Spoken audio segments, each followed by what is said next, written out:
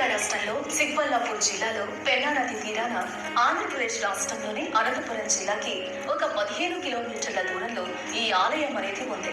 అయితే ద్వాపర యుగంలో విదురుడు తీర్థయాత్రలు చేస్తూ పెన్నా నది తీరాన ఉన్న ఈ ప్రాంతానికి వచ్చి ఇచ్చట గల మైత్రేయ మహర్షిని గురువుగా భావించి ఉండగా కొన్ని రోజుల తర్వాత వీరిద్దరూ శ్రీ మహావిష్ణువు కోసం పెన్నా నదిలో తీవ్ర తపస్సు చేస్తుండగా ఒక అశ్వత్థ వృక్షం యొక్క ఒక కొమ్మ నదిలో తేలుతూ వీరి దగ్గరకు వచ్చింది.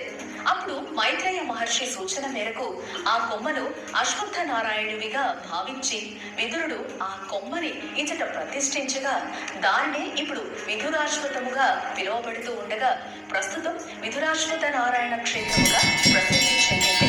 అప్పుడు పెట్టిన కొమ్మ ఏ మాత్రం ఇప్పటికీ శిథిలం అవ్వకుండా ఒక మహావృక్షంగా ఎదిగింది. ఈ వృక్షం చుట్టూ అనేక సత్వరాజులున్నవి. నాగదోషం ఉన్నవారు ఇచ్చట శ్రీ సత్యనారాయణ వ్రతం చేసి నాగప్రతిష్ఠను చేస్తే వారి దోషం పోతుందని భక్తులు నమ్ముతారు. ఈ ఆలయంలో ఇప్పటి వరకు సుమారుగా 5,000కు పైగా నాగ ప్రతిమల ప్రతిష్ఠ జరిగిందని చెబుతారు. అందుకే ఈ గుడి ప్రాంగణంలో ఎటు చూసినా నాగుల విగ్రహాలే కనిపిస్తాయి. ఇప్పటికీ ఇన్ని సంవత్సరాలైనా ఈ మహావృక్షం అలానే ఉండటం విశేషం.